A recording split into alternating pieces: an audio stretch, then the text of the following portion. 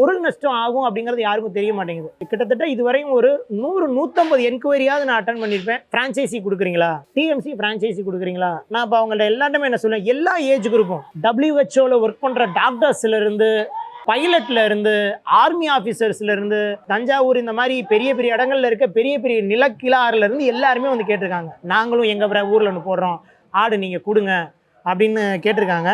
அப்போ நான் சொல்லுவேன் என்ன, இங்கே ஃபர்ஸ்ட் வந்து இதில் இன்வெஸ்ட்மெண்ட் வந்து ரொம்ப பெருசு.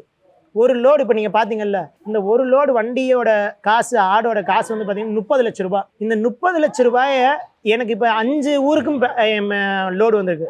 சேலத்தில், மதுரையில், எல்லா இடத்துலையும் லோடு வந்திருக்கு.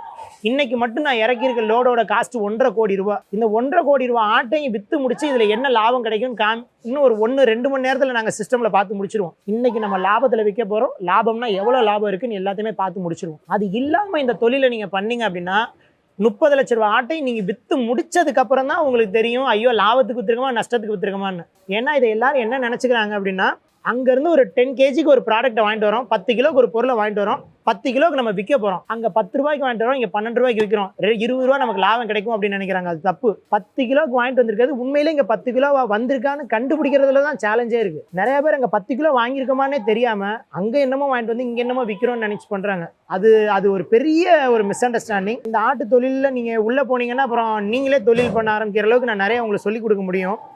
என்ன அப்படின்னா, இந்த தொழிலை பண்ணணும்னு நினைக்கிறவங்களுக்கு நான் ஒரு அட்வைஸாக நான் என்ன சொல்லுவேன் அப்படின்னா, இதை எதையுமே நீங்கள் செய்கிறப்ப சின்ன அளவில் செஞ்சு பார்த்து வாங்க. 25, 50, 100 அப்படி போங்க. உங்களுக்கு ஒவ்வொரு கட்டத்துலையும் லாபம் இருக்குது, என்னால் இதை பெருசு பண்ண முடியும்னு நினைக்கிறப்ப நீங்கள் பெருசாக போங்க. மொத்தமாக போய் ஆடு எடுத்துகிட்டு வர்றோம் விற்கிறோன்னு சொல்லி நிறைய பேர் இதை நம்ப வச்சு இன்னைக்கு ஏமாத்துற மாதிரி போயிடுது.